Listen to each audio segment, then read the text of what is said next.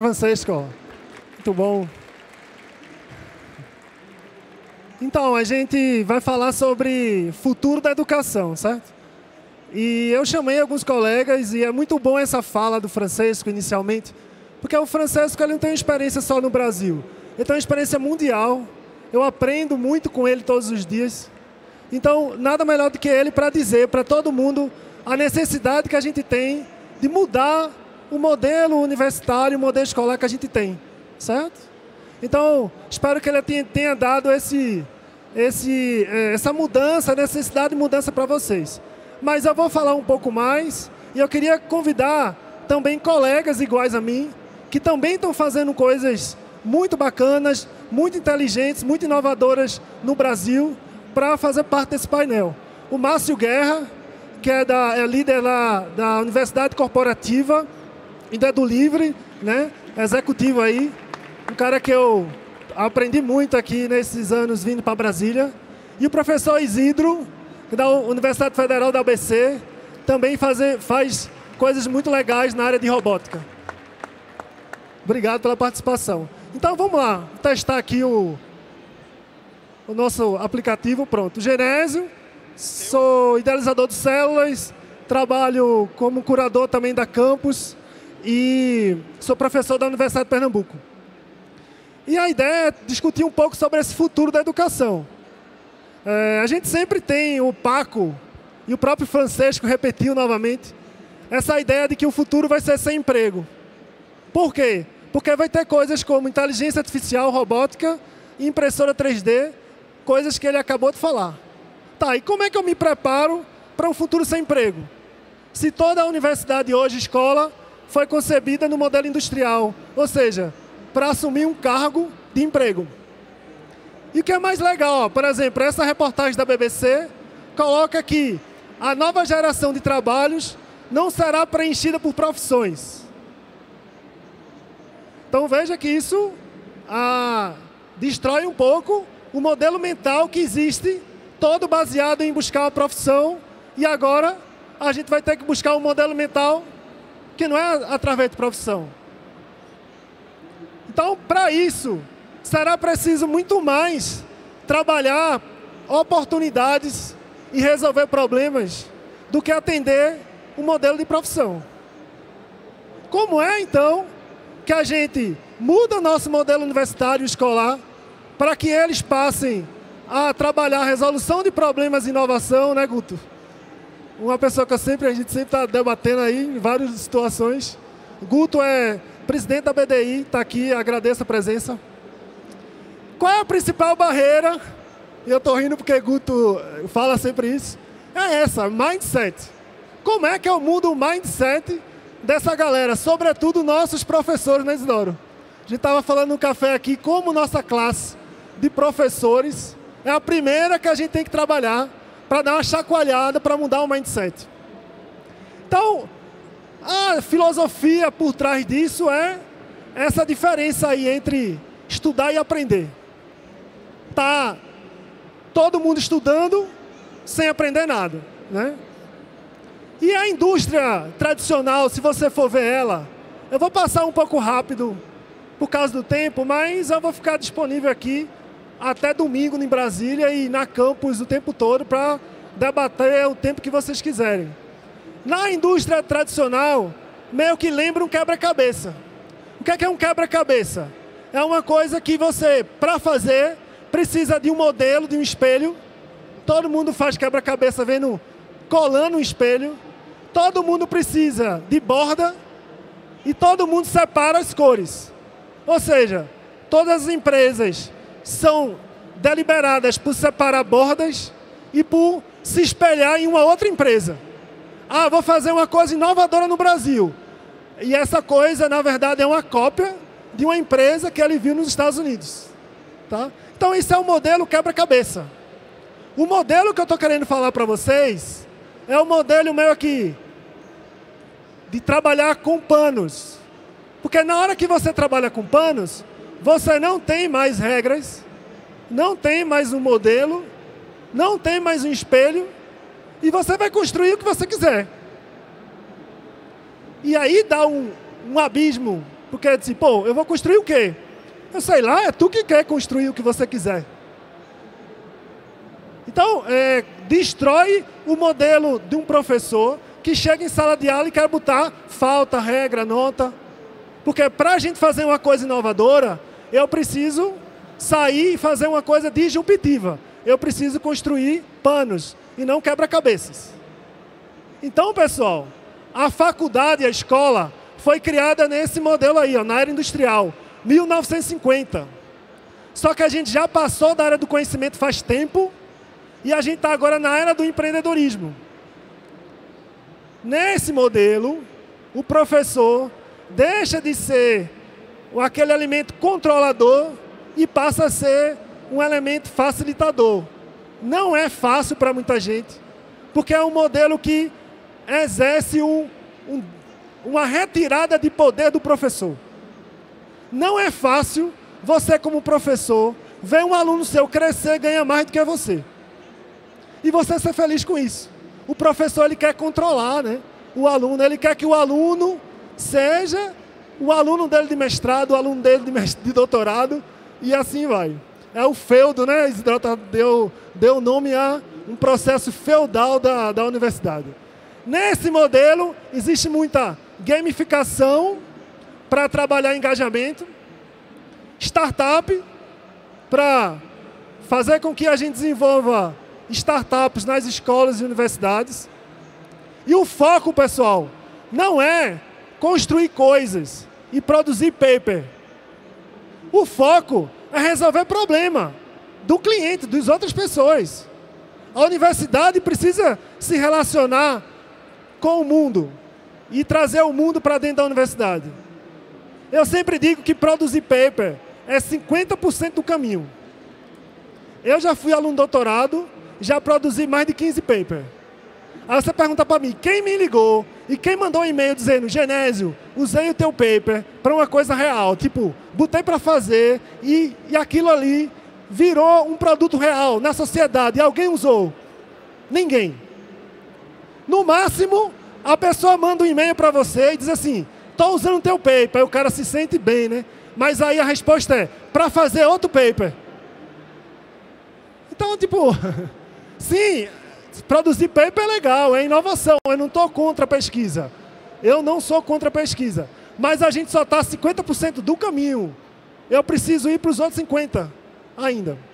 Então, Paulo Freire sempre dizia que é preciso, porque assim, tipo, e Genésio? Eu vou fazer o que com isso então? E aí tem uma frase do meu conterrâneo, né, pernambucano, que é, comece onde as pessoas estão. Onde é que vocês estão?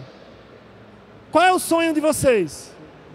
O professor, ele não para fazer isso. Ele vem de goela abaixo com um slide na cabeça, querendo colocar aquilo na cabeça do aluno, certo? E então você precisa saber o que é que traz, o que é que está por trás dos sonhos deles, qual é o brilho no olho dos alunos, que missão ele quer. Vocês estão trabalhando aqui, vocês estão aqui, ó, 4h30 da tarde, alguma coisa tem na cabeça de vocês para ter a maluquice de vir aqui ver um futuro da educação. Então, essa alguma coisa precisa ser potencializada. Essa alguma coisa precisa ser engajada. A gente tem que botar energia nisso, tá? Então, universidade é um lugar de vivências, de colaboração, de experiências, de parceria. Não é um lugar de passar slide. Porque para passar slide, o YouTube já é muito melhor. Qualquer aula que eu for dar hoje, qualquer, robótica, eu vou dar robótica. Já tem 50 aulas de robótica no YouTube para você ver. Então vamos aproveitar as aulas para a gente fazer uma vivência, uma prática. É por isso que eu inventei uma coisa chamada células empreendedoras. Um professor meio que incomodado com a situação presente, incomodado com o modelo de ensino. Então, empreendedorismo nesse sentido é uma atividade transversal para todas as disciplinas, todos os cursos, toda a faculdade que envolve ensino, pesquisa e extensão. Então, a gente começou desde 2008 e hoje eu já ganhei vários prêmios, acho que tem alguns prêmios aqui, inclusive do Santander Universidades, que me levou para Babson, Endeavor, e é por isso que o Francesco está aqui me convidando para fazer painel com vocês. Não só prêmios meus, mas prêmios para meus alunos também. E o meu objetivo é isso, é transformar universidades em centros de inovação, tá? Em balcões de negócios, em parcerias com entre universidades e o mundo real. Para isso, eu fiz um conjunto de princípios, porque acredito que você também não pode chegar no capitalismo. O capitalismo, da forma como ele também é danoso para a sociedade. Então eu coloco alguns princípios para que você não fique em direção a querer ganhar dinheiro. Não, a gente quer que você tenha propósito. E o dinheiro venha como consequência do propósito que você tem. Tá? Eu vou passar rápido, porque já passou a plaquinha aqui. Então eu montei uma cadeia, um programa, que começa na formação do professor, passa pela realização de maratonas com os alunos. Depois, eu pego os melhores da maratona e coloco numa mentoria de 2 meses, para no final, colocar esses alunos na frente do investidor. Então eu saio daquela professor e daquele aluno que não tem nada, não sabe o que é que ele quer, para colocar 6 meses depois ele na frente de investidores, dentro de uma faculdade. Tá? Então, alguns cases meus, por exemplo, Papo Universitário, hoje já é bem conhecido no Brasil, o Caio Guimarães, da B1, foi eleito pela Forbes um dos empreendedores aí que podem mais mudar o mundo no Brasil. A Saladorama, que é um grande evento, um grande startup de negócio social hoje no Brasil. Ken Game, que é um professor que vem sábado aí, que trabalha com autismo. É um professor que fez uma startup com os alunos. Resíduos, então, tem várias. O MacFácil veio para a Última Campus São Paulo, SOS. A gente também fez curadoria na campus e a do Livre. Eu vou passar só algumas fotos aqui para terminar. O lançamento de 2006, ó, lá no Mato Grosso.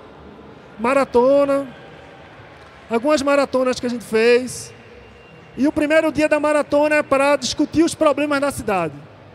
Depois que a gente discute o problema na cidade, a gente resolve os problemas com design thinking, passa por criar startups, depois cria uma rodada de negócios, coloca os melhores projetos num programa de mentoria de 2 meses,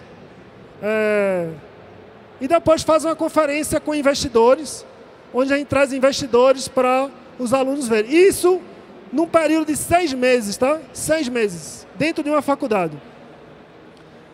O prêmio para o programa geralmente é uma visita a Recife com tudo pago. Então, se você for o melhor aluno ou a melhor aluna, você ganha uma visita a Recife com tudo pago. Está aqui a Porto de Galinhas, está no roteiro também. E aí são várias visitas a aceleradoras, a startups em Recife, com tudo pago. Esse ano, pessoal, a gente está duplicando de tamanho. A gente já está indo agora para 3 universidades públicas, uma instituição privada e uma escola técnica. Isso eu estou falando só no estado do Mato Grosso, tá? Que foi o case que eu quis falar para vocês. Tá bom? Agradeço aí. Eu, por mim, falava muito, como o Francesco gosta de falar, mas tem a plaquinha ali falando para a gente terminar e deixar nossos colegas falarem um pouco. Obrigado. Espero que vocês curtem o painel.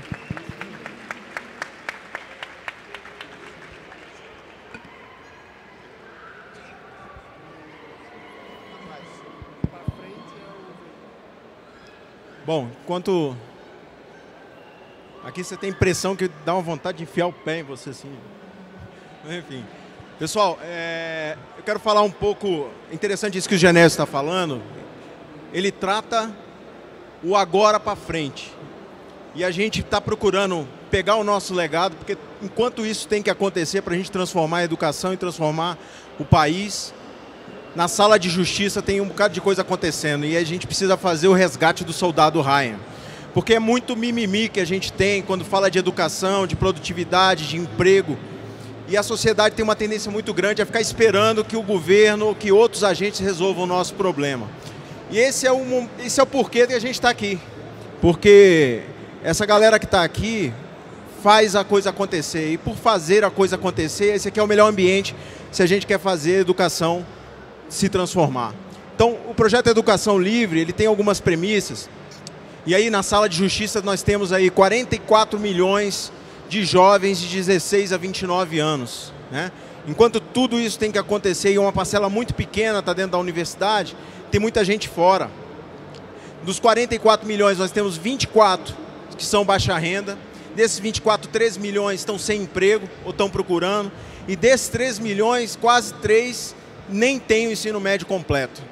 Então, a gente fica falando, o país vai ser o país do futuro. A gente sabe que nós temos um problema de produtividade, fala de lei de incentivo, inovação, mas a gente tem um problema educacional que é o grande calcanhar de Aquiles da situação no qual o nosso país está e faz com que nós tenhamos um risco maior de não chegar aonde nós queremos. E aí, quando você olha para a educação, tem um indicador que retrata um pouco o que está acontecendo e a gente não está fazendo nada. Dos jovens que entram hoje na escola, 41% vão ficar pelo meio do caminho, né? Por diversos fatores. Tem o efeito família, tem o efeito escola, tem o efeito gestão, mas tem o efeito educação também. Tem o efeito da educação que não consegue dar sentido naquilo que acontece dentro da sala de aula. Então, o que a gente pergunta? Se a gente perguntar aqui para esses jovens que estão aqui, se eles se sentiram saindo de uma sala de aula, se você perguntar para eles, falar assim, você sabe para que você está aprendendo isso? Então, assim, eu diria que, independente se você for na periferia ou se você for na melhor escola aqui de Brasília, esse jovem vai sair dizendo que não sabe para que está aprendendo aquilo. Então, essa educação do futuro tem que resolver esse problema. A gente tem que ir adiante. O Genésio falou ali, a escola vem em 1950, a sala de aula é igual ainda. É igual a que a gente tem hoje, né? Só o professor fala, só o professor tem capacidade de ensinar. Isso a gente já sabe. E no momento atual isso está mudando de alguma forma. Deixa eu voltar aqui. Isso está voltando. Então a revolução digital está fazendo um novo pacto entre o jovem e o conhecimento. É uma nova forma de aprender. E isso a gente começa a sentir. Então hoje, quando a gente vai matricular o nosso filho, a gente olha se a sala tem computadores, se usa tablet, se tem um laboratório bacana. Mas só que isso não vai resolver o problema, porque nós estamos atrasados. Eles vão continuar aprendendo coisas que não vão entender porque fazem sentido. Então, o estudante ele tem que ser protagonista. Então, o projeto Educação Livre, quando a gente foi olhar para esse público e fazer esse resgate do soldado Ryan, o nosso desafio são 3, né? 3 ou 4. O primeiro é empatia. A gente tem que entender como pensa o jovem, ou seja, como o Genésio falou, tem que estar lá, onde ele está e o que ele pensa. Conectividade, né? E também fazer com que o processo de colaboração trabalhe a nosso favor. Ou seja, como a gente consegue que a sociedade se engaje nesse processo de transformação da educação. Então, o novo aprendiz é quem dá o drive. Não somos nós e não vai ser o professor. Porque eles já estão dando o sinal. 41% ou 42% ficam pelo caminho. Então, eles estão dizendo o que está acontecendo. Lógico que tem outros fatores. Então, a gente acha que a sala de aula é essa. Mas eu não sei se a sala de aula é essa, não. Eu acho que daqui a pouco a sala de aula vai ser essa. E daqui a pouco vai ser outra coisa, né? É o smartphone. Quando a gente começa, eu fico assustado. Eu estava pensando sobre inteligência artificial. O que vai ser? Quem é que aprende e quem é que ensina? O que está vindo aí para frente? Eu não consigo responder. Eu sei que vai ter gente por trás da máquina, mas só que a máquina vai ter a capacidade de aprender. E vai ter a capacidade de ensinar, porque hoje nós estamos aprendendo com essa máquina, de alguma maneira. Então, é preciso conectar, mas mais importante do que conectar as pessoas, dar acesso à informação, é preciso ir atrás da linguagem ideal se a gente está querendo, de fato, engajar o jovem num processo de educação que seja transformadora. Caso contrário, tudo vai continuar do jeito que está, né? E eu ouvia isso na faculdade, o tal do ceteris paribus, quando eu era economista. Agora eu já não sou mais economista. Então, o que a gente precisa fazer? Tecla SAP. A gente precisa dar um passo em direção a esse jovem que, independente de onde ele esteja, ele está insatisfeito com a educação e precisa mudar a linguagem. Então, o que é mudar a linguagem? A gente está trabalhando com partindo de 8 competências. Aqui a gente está querendo trazer competências centrais aí. A gente está fazendo uma tradução disso para esse jovem que está cada vez mais se afastando da escola. Então, um vocabulário básico no ambiente de trabalho. O que vira isso? Está entendido. Então, você tem que criar empatia. Então, você tem que entrar nessa discussão para que ele receba isso. E lógico que a gente quer é buscar esse jovem, engajá-lo novamente no processo de aprendizagem, para que ele acredite que a aprendizagem de fato vai transformar a vida dele.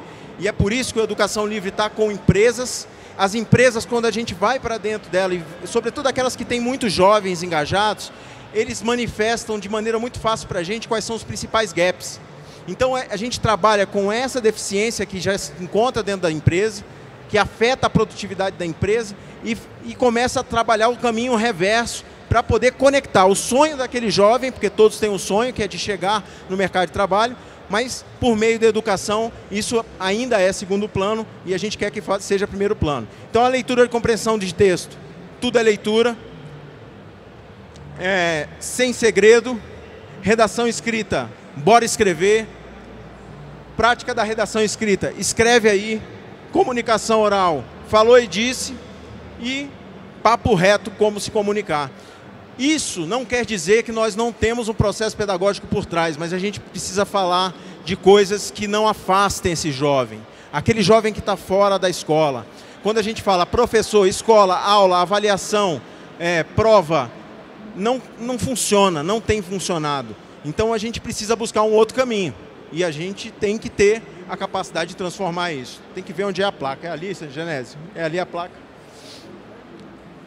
Bom, deixa eu voltar aqui. Vamos lá. Enquanto eu não levanto a placa, desse slide para frente. Então, essa questão da linguagem é um fator crucial. O Educação Livre procura trabalhar conteúdos que tratem esse processo de aprendizagem de uma forma diferente. A gente tem como base o microlearning, uma linguagem mais despojada, mas existem trilhas que levam esse jovem à questão do mercado de trabalho. Então, assim, todo mundo quer um emprego. Se a gente abrir 30 vagas aqui em Brasília, vão ter 40 mil pessoas numa fila lá fora. Mas poucos vão ter ideia que tipo de competência elas devem ter para poder ocupar essa vaga. Então, o Educação Livre procura trazer esse sonho para dentro do processo de educação e aí você vai tendo uma ideia de evolução e de necessidade de engajamento para poder ter resultado. Ao mesmo tempo, a empresa está vendo o que o jovem está fazendo. Então, assim, estude, você vai ter acesso a mais vagas. O perfil é esse. Estude mais, você vai habilitando de uma forma gamificada outros conteúdos e outras vagas.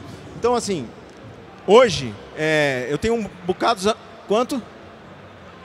14. Hã? Hackathon. Vou falar do Hackathon. O João está ali que fica me perturbando do Hackathon. O jovem, hoje, qualquer um de nós, assim, qualquer um de nós não, os meus amigos principalmente, alguns que eu encontro que tomaram outros rumos, eles falam assim, cara, eu não sei para que eu aprendi a tal da fórmula de Bhaskara, né? Eu não sei para que, quando você vai para dentro da empresa, você vê alguns jovens não conseguindo dialogar com o chefe por conta da percentagem, ou seja, não sabe o que é meta, mudou a meta, vamos ter que produzir mais 10%, você vai ter que ter 15% de hora extra. Os caras não conseguem aplicar isso à realidade, porque no momento que eles aprenderam não tinha contexto, não tinha a situação prática. Então, para finalizar, aí para a garotada ficar feliz, e é por isso que a gente está aqui, a gente vai fazer um hackathon, ele começa amanhã, sobre tecnologias que venham a facilitar e utilizem os conteúdos e as funcionalidades que nós temos na plataforma. Porque a gente tem certeza que é com essa energia que nós vamos transformar a educação, é com essa energia que de fato a gente vai conseguir construir um futuro, e é com essa energia que nós vamos tirar esses jovens que estão à margem desse processo, sonhando com o emprego, mas que estão numa distância extremamente longe de conseguirem os seus sonhos, certo? Então, a Educação Livre, ele é muito mais do que uma plataforma, porque a gente não vai fazer isso de uma maneira tão somente online. A gente sabe que a gente precisa ir para dentro da comunidade e dentro da sociedade, construir os embaixadores, construir um processo colaborativo de geração de conteúdo, porque os professores aposentados, profissionais liberais, todos esses podem assumir o quinhão de transformar a educação. Agora, E para isso, a gente precisa ter um método, a gente precisa ter uma metodologia, uma plataforma que dê sustentação a esse processo de transformação. Então, é um pouco disso que eu queria deixar para vocês. A educação precisa mudar, ela vai mudar de uma maneira ou de outra, mas acho que está na hora da gente assumir o nosso quinhão e colaborar com esse processo de transformação e de adesão desse jovem, trazer esse jovem de novo para que ele sonhe, mas que sonhe com o pé no chão e que possa de fato transformar a vida dele. Ok? É isso.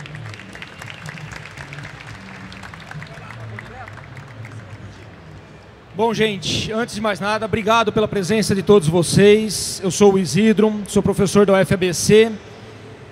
E é muito legal a gente falar sobre todas essas revoluções que a gente presencia, as revoluções que a gente tenta impulsionar, mas o que a gente almeja?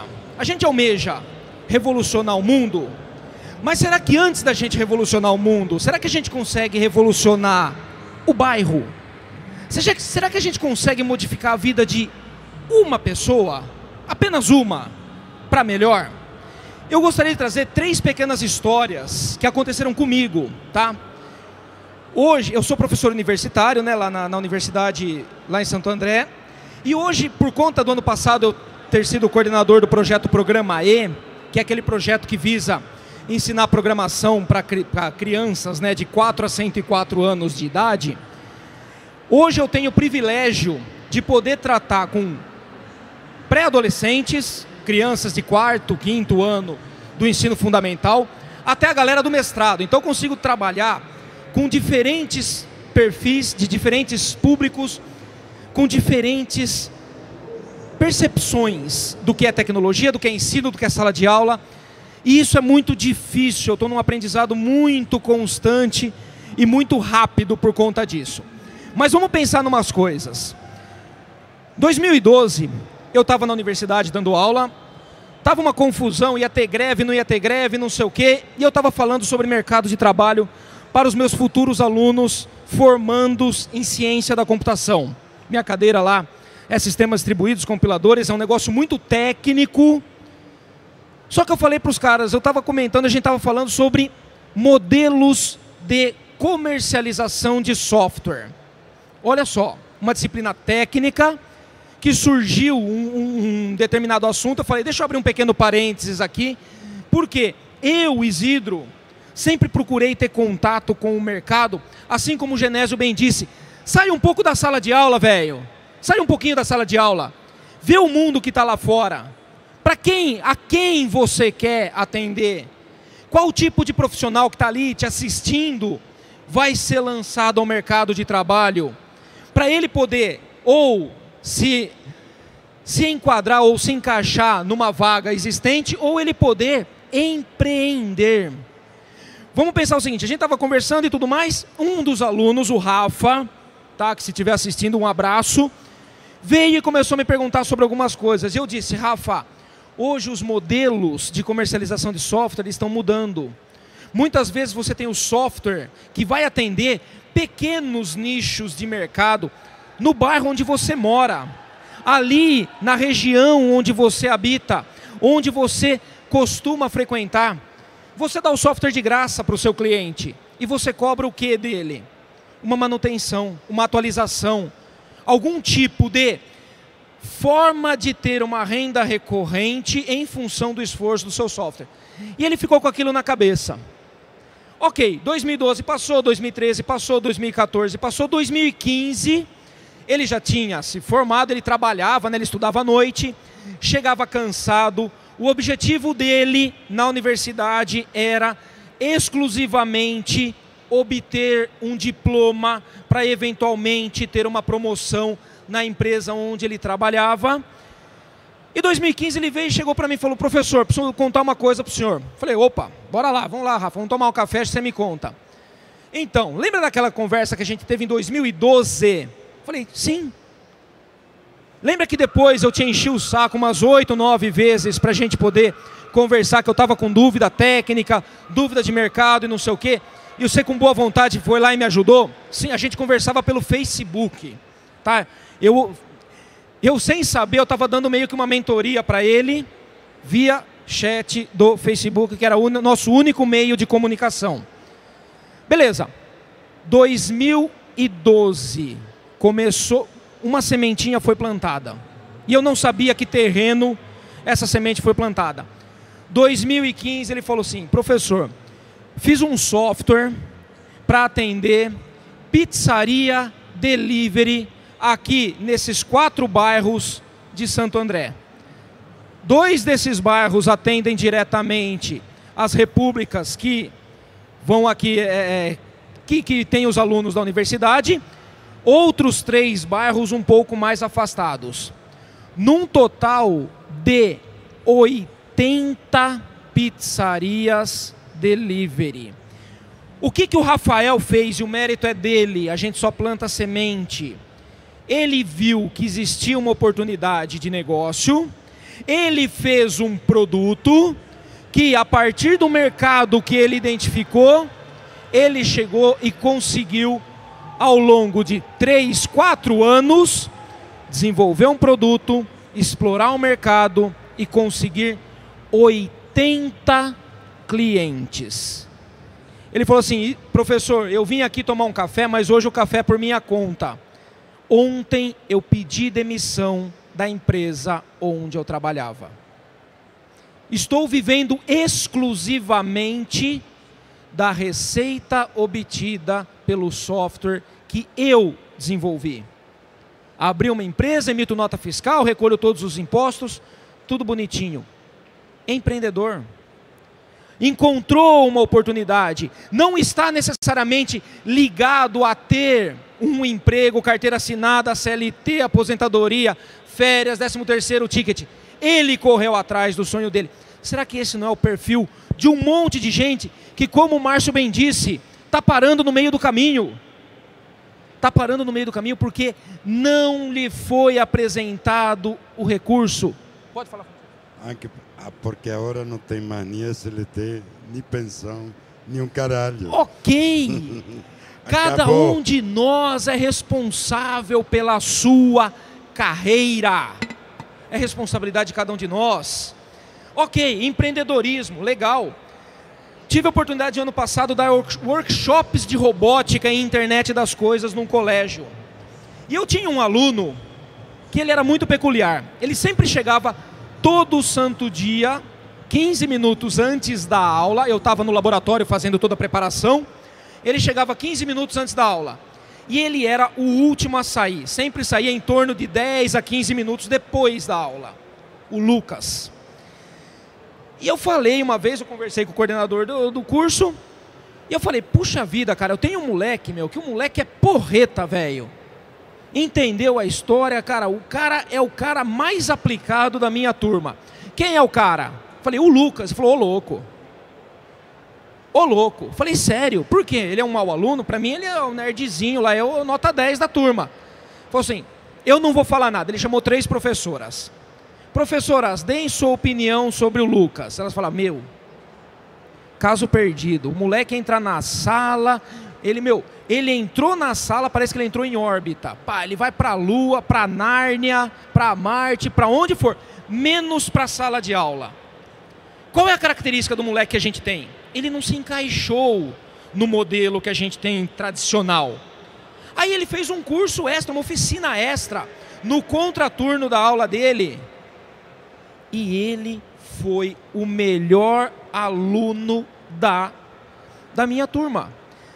A ponto de a gente usava Arduino, cara, ele comprou um Arduino, comprou um relé, comprou um sensor ultrassônico, botou um sensor ultrassônico no batente da porta dele, ligou o relé na tomada, ele passava pela porta, a luz do quarto acendia. Ele passava de novo pela porta, a luz do quarto apagava.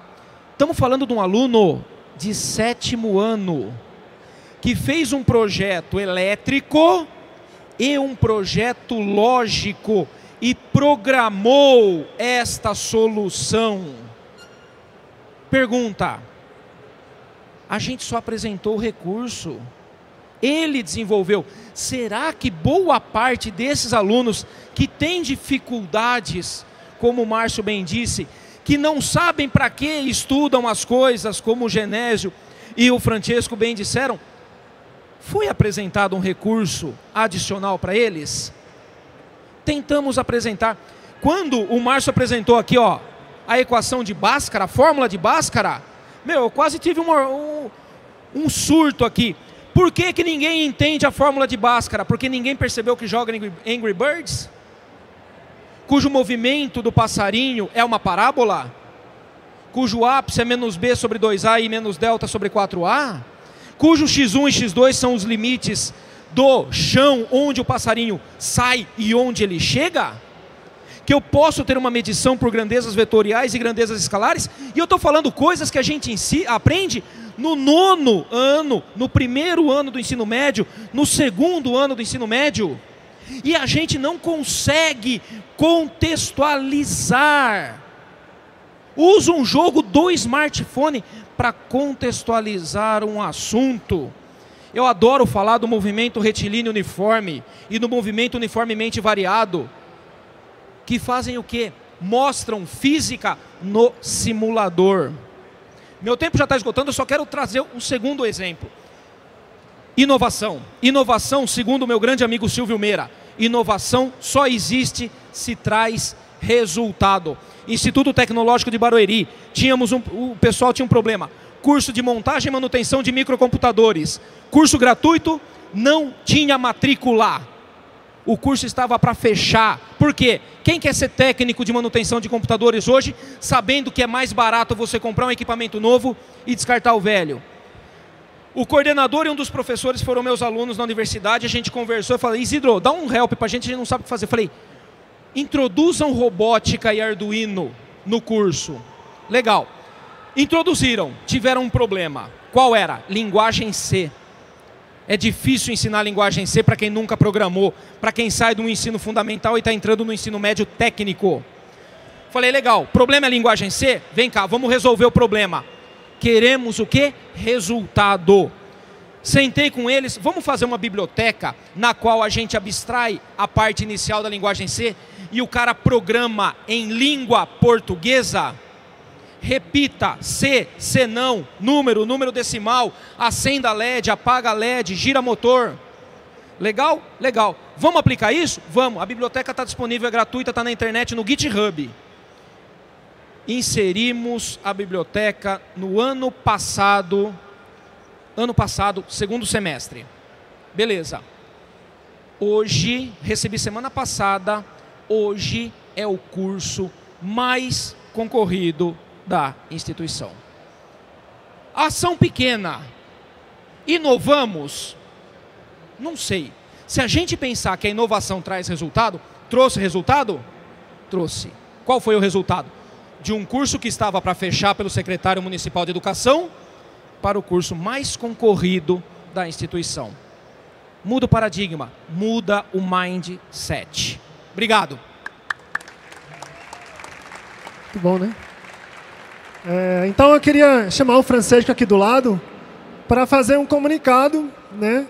Se vocês gostaram desse debate sobre inovação universitária, inovação na escola, futuro da educação, eu queria agradecer a Francesco por ele ter aceitado a minha ideia, a minha colocação de ampliar esse debate dentro de uma campus. Então, dentro da Campus Bahia, queria passar... Cadê o passador do slide? Quem está com o passador? Então, na Campus Bahia, a gente vai sediar o primeiro Fórum Universidades Empreendedoras.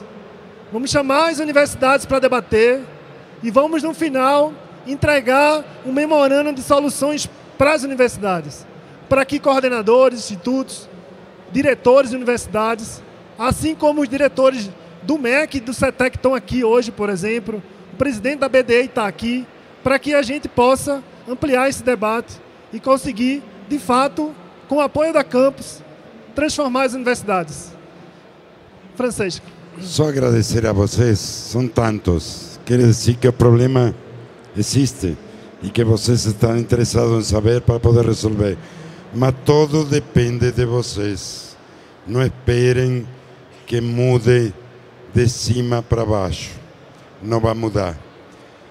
Vai mudar só se vocês fazem pressão, discutem, para que as coisas mudem. Na sociedade industrial, queria gente penteada, educadinha, obediente, todas sentadas nos bancos, como iam estar nas fábricas. Como falou ele, hoje os caras que valem são os que estão fora da curva, são os caras que não aceitam a realidade como são. E vocês têm a força para poder fazer isso. Façam, vocês são melhores que nós. Façam que vão fazer melhor. Obrigado. Pessoal, eu queria uma salva de palmas para todo mundo do painel. Avisar que a gente vai estar ali do lado, respondendo todas as perguntas de vocês. A organizadora está me dizendo aqui para a gente acelerar. O Hackathon está aqui também do lado de fora, que a gente também está disponível a responder perguntas. E o que vocês estiverem interessados, vai ter eu, a Dani, a Daniele também do Celo, não sei se ela está por aí. Ela está ali do lado. Ela está disponível também para tirar dúvidas do Celo. Vem aqui, Dani. Então, eu e ela, a gente vai estar aqui do lado com vocês, falando, debatendo. Eu estou aqui até domingo. E só me chamar para um café em Brasília, que eu estou dentro, tá? Agradeço a presença. Obrigado a todo mundo por estar aqui hoje, hein?